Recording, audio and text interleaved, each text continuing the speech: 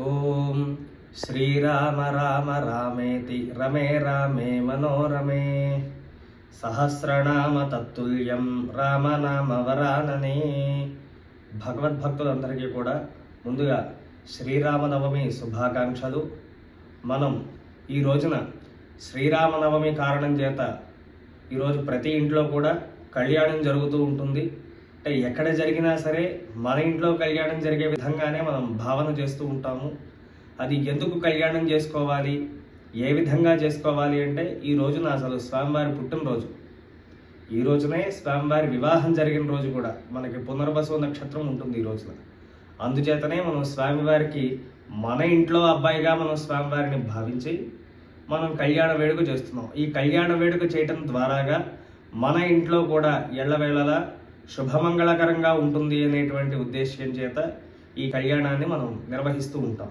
ముందుగా కళ్యాణం ఏ విధంగా చేసుకోవాలి అంటే ఆదౌ పూజ్యో గణాధిప, ముందుగా గణపతిని ఆరాధన చేసుకుని భూతశుద్ధి కొరకు పుణ్యాహవాచన చేసుకుని పుణ్యాహవాచన అనంతరం మంటపారాధన వేసుకుని దాంట్లో గణపతి దేవతలు, పంచలోక పాలకులు, ఆదిత్యాది నవగ్రహములు, శ్రీ హనుమత్ భరత శత్రుఘ్న లక్ష్మణ సీత సపరివార సమేత శ్రీ రామచంద్రస్వామి వారిని ఆవాహన చేసి వారితో పాటుగా అష్టదిక్పాలకులను ఇంకా పరివార దేవతలందరినీ కూడా ఆవాహన చేసుకుని వారికి పునఃపూజ గావించి వారందరికీ కూడా ప్రాణప్రతిష్ఠ చేసి ప్రాణప్రతిష్ఠ అనంతరం స్వామివార్ల వివాహ వేడుక ప్రారంభం అవుతూ ఉంటుంది. ఆ సమయంలో మనం స్వామివార్లకి అమ్మవార్లకి వివాహం జరుపుకునేటువంటి సమయం కోసం శాకున మంత్రములు అని చెప్పి కొన్ని మంత్రాలు చెప్పబడి ఉన్నాయి. ఆ మంత్రాలన్నింటినీ కూడా మనం వచనం చేసుకుని ఆ మంత్రాలు చెప్పుకున్న తర్వాత కంకణధారణ చేసుకుని కంకణధారణ అనంతరం స్వామివారికి యజ్ఞోపవీత ధారణ చేసి యజ్ఞోపవీత ధారణ అయిన తర్వాత మనం అమ్మవారి దగ్గరికి వెళ్ళి స్వామివారి గోత్ర ప్రవరలు చెప్పుకొని అలాగనే అమ్మవారి ప్రవర కూడా చెప్పుకొని స్వామివారిని అమ్మవారిని ఇద్దరిని కూడా పక్కన కూర్చోబెట్టి ఇప్పుడు మనం స్వామివారికి పాదవ ప్రక్షాళన చేసి ఆ నీళ్లు మనందరం కూడా శిరస్సు మీద చల్లుకొని పాదవ ప్రక్షాళన అనంతరం స్వామివారికి వరపూజ చేసి వరపూజ అనంతరం జీలకర్ర బెల్లం సుముహూర్తం జరుపుకుంటూ ఉంటాం.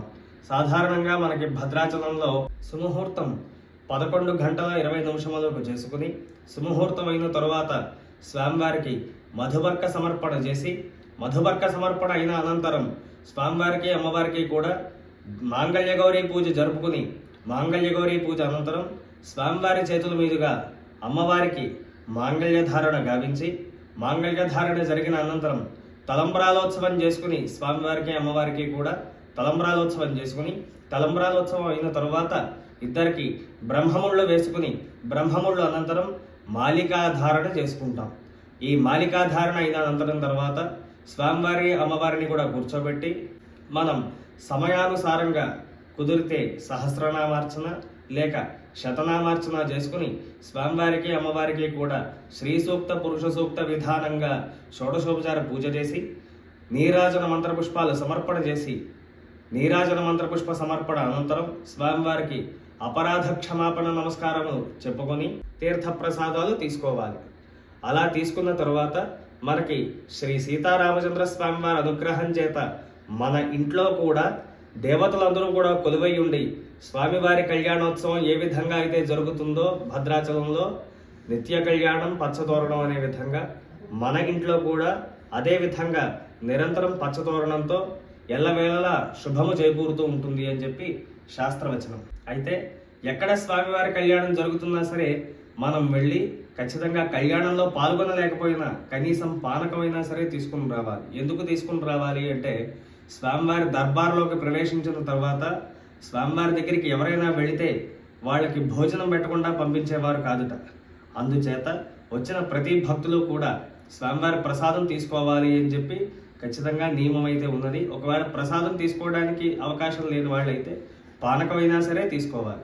అందుకోసం మనం అందరం కూడా స్వామివారి కళ్యాణాన్ని మన చేతుల మీదుగా జరుపుకుని స్వామివారి అనుగ్రహం మనందరం కూడా పొందాలి అని చెప్పి భావిస్తూ స్వస్తి ప్రజాభ్య పరిపాలయంతాం న్యాయేన మార్గేణ మహిమహీషాః గోబ్రాహ్మణేభ్య శుభమస్తు నిత్యం లోకాః సమస్తాః సుఖినో భవంతు. శ్రీ సీతారామచంద్ర పరబ్రహ్మ స్వామినే నమః. జై శ్రీరామ్.